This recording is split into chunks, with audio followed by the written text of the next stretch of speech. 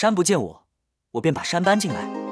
这种与大自然完美结合的茶空间，今天教你如何拥有。先以角钢焊接骨架，勾勒出石头的雏形，随后铺设钢丝网，为后续的塑造打下坚实的基础。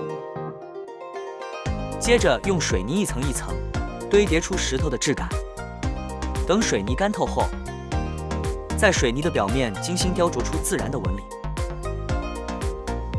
最后通过巧妙的上色，赋予这些石头逼真的色彩与生命力，让它们宛如从大自然中搬运而来。